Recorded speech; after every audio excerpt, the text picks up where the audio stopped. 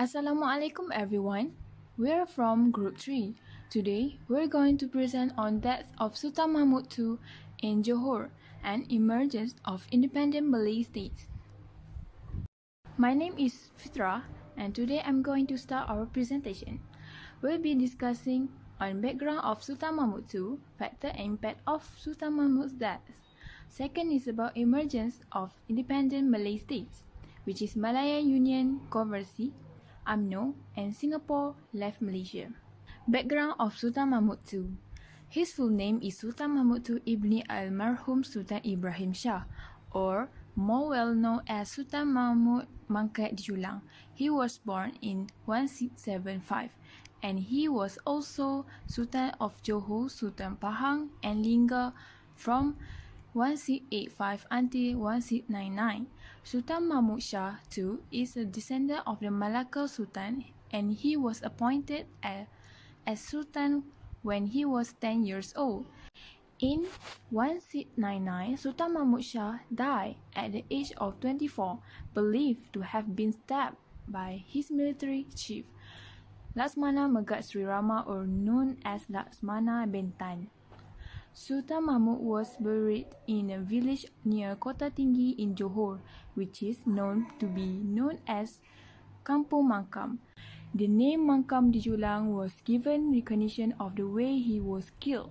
Mangkat referring to the term of Malay word of royal death, and di Julang means he was being carried on the dais. Next, factors of Sultan Mahmud death in Johor.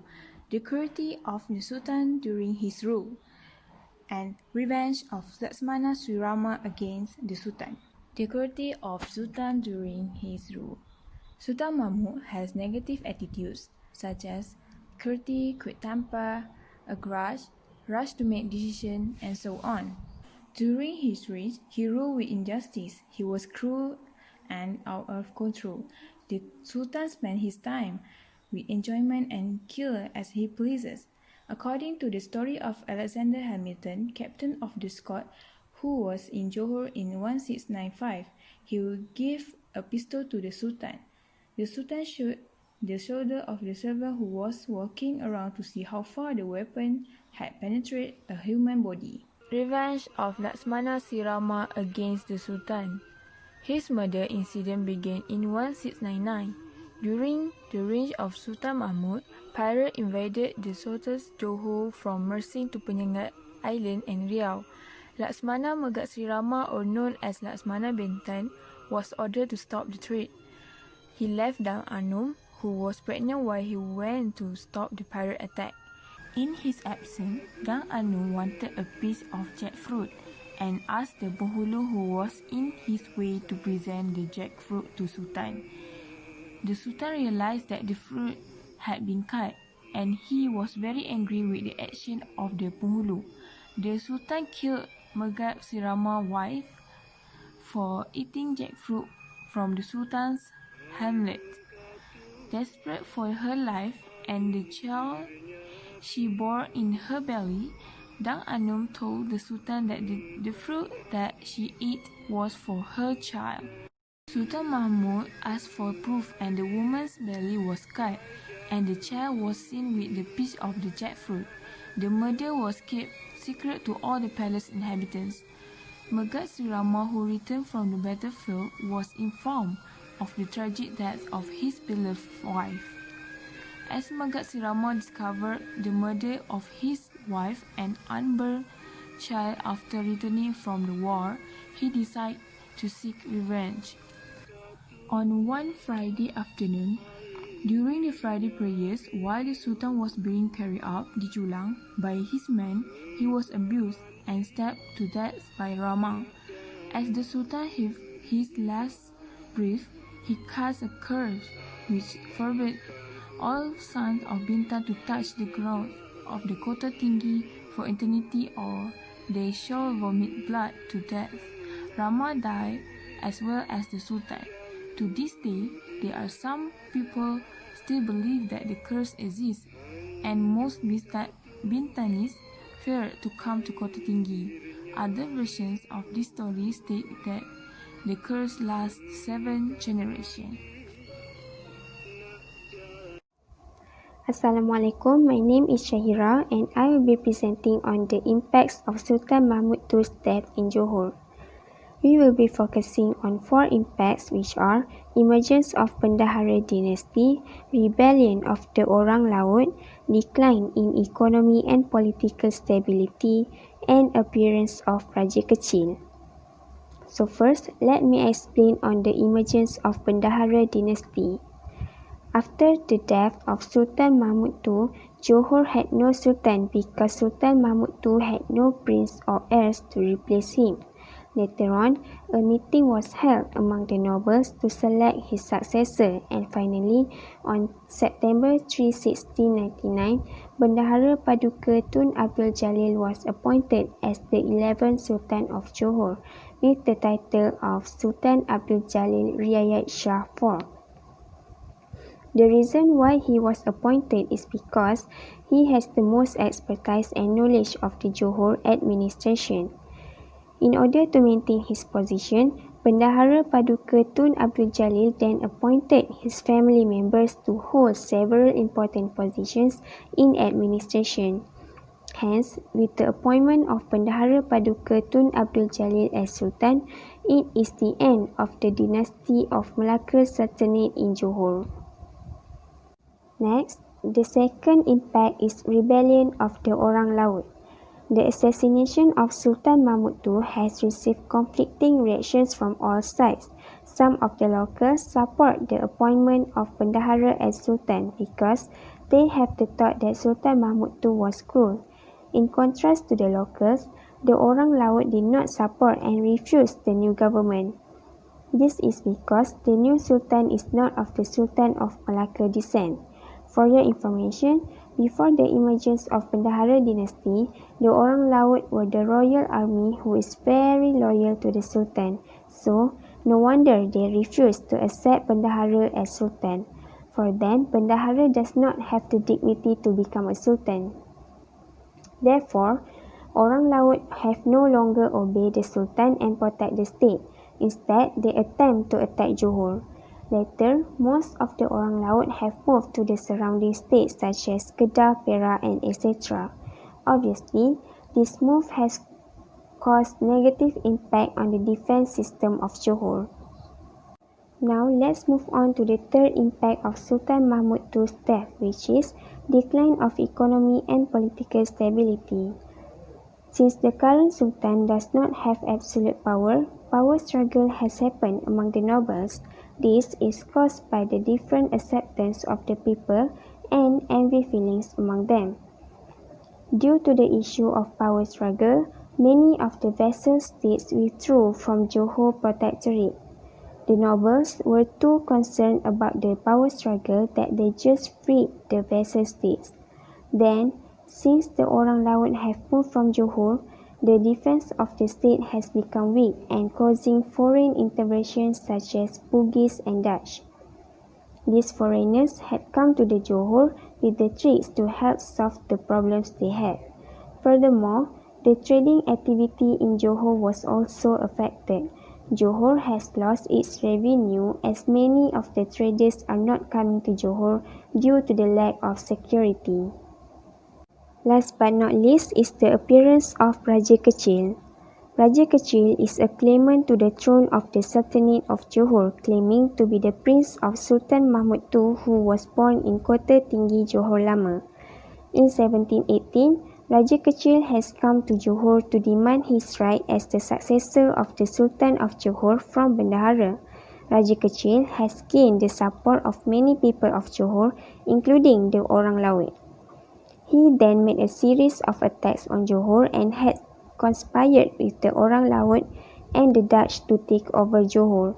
This contention has led to disruptions in the Johor administration.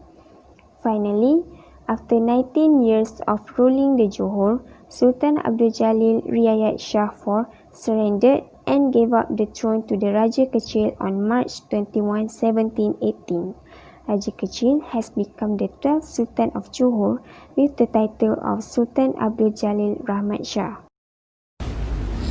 Now I'm going to talk about how the British had been colonized Malay states since 1786. 1786, but in 1895, the British had established a new administration in Malay states, which is Federated Malay State, Unfederated Malay State, and Strait Settlement. Federated Malay State consists of Selangor, Perak, Pahang, and Negeri Sembilan. And unfederated Malay states, there are Kelantan, Kedah, Johor, Perlis, and Terengganu. Federated Malay states, their administration are systematic administration, where they have the same administration between the states. On the other hand, unfederated Malay states like Kelantan, Kedah, Johor, Perlis, and Terengganu, they are free from the British interference in their administration. Therefore, the king are allowed to make their own administration. And Strait Settlement, there are Singapore, Malacca, Penang, and Labuan. These are where the port in the Malay states centered. Why they have different administration? Because to minimize the administration expenses in colonial land. Next is Asia for ASEAN. What are these for? In 1941, Japanese had occupied Malay state in short period. They used the slogan Asia for ASEAN to raise the anti-European colony among the local. This opportunity had great impact on the locals, as many of them were being oppressed. The main races that lived in Malay state that time was Malay, Chinese, and Indian. The Malay and the Indian, they will be oppressed, but not as bad as the Chinese. The Chinese, because Japanese had war with the China, the mainland, and they take the advantage of their power in Malay state by oppressing the Chinese. The war was known as Sino-Japanese War. With the oppression by the Japanese military, this helped to cultivate the feeling of demanding independence among the local community in Malay states. After a few years, in 1945, Japanese surrendered the Malay states because the atomic bomb landed in Nagasaki and Hiroshima. During the Japanese occupation, British government in United Kingdom has discussing on unifying Federated Malay State and Unfederated Malay State. This is to standardize the state administration in Malaya. Major General Ralph Ron lead the drafting of the new administration under Malayan Planning Unit in the United Kingdom. This is to combine Federated Malay State and Unfederated Malay State and the Strait Settlement, except Singapore, because Singapore has very good income that British want to keep. Next is into Malayan Union. The Malayan Union planning was getting supported by the rising idea of decolonization and giving the right to the locals by the colonizer after the World War III end, where the colonizer they have the idea to give independence, to decolonize their colony land. And it also stated in the new international organization, which is United Nations. But if they are giving full independence, then they may lose a number of income, because as we know, they colonized Malay state because they had the income, the sources, so they may face a huge loss. By establish Malayan Union, both party, which is British and Malay states, will gain something from that. The British can still keep Malaya, and the locals are giving training to how to administer the states, so it's win-win situation. Lastly is the problem with Malayan Union. There are two reasons that why Malayan Union are not successful in Malay states. It is because number one is the royal will lose control over the states. It limit the power of royals to the religious and Malay tradition only, and the decision making in the power of the British governor. And the second one is jus soli citizenship, where anyone from British territory are allowed to apply for citizenship in Malayan Union. And those who live in Malay states for quite some time, they are allowed to apply for the citizenship. And also those who born in Malay state, they can apply for the citizenship. This was not supported by the original local, because they feel like they will lose their rights over their own territory. Assalamualaikum warahmatullahi wabarakatuh. My name is Siti Mastuina and I will present about UMNO. Okay. UMNO is known as United Malay National Organisation and was established on 11 May 1946, and the founder is Dato' Onn Jaafar. The formation of UMNO is to against the Malay Union and to get back the Malay right. And because of the formation of UMNO, the nationalism arose between the Malay people. And the British tried to negotiate with the Malay, and the result is Malay Union was dissolved and replaced by the Federation of Malayland 1948. And the Federation of Malayland 1948 was established on 1 February 1948. The agreement was signed between the Malay kings with the British at King's House, Kuala Lumpur. And the federation was formed by a coalition of 11 states. The federation was led by the British High Commissioner. So the British High Commissioner protects the privilege of the Malays. The concept of constitutional monarchy was applied, and the federal and the state are created. So on 26 August 1951, Tunku Abdul Rahman replaced Dato' Onn bin Jaafar as the president of UMNO. So the formation of the alliance party between UMNO, MCA and MCI joined the Federal Legislative Council elections on 27 July 1955. So the alliance party won the election, and Tunku Abdul Rahman was appointed as chief minister, and the mission is to get the independence. And Tunku Abdul Rahman helped a lot in the mission to get the independence.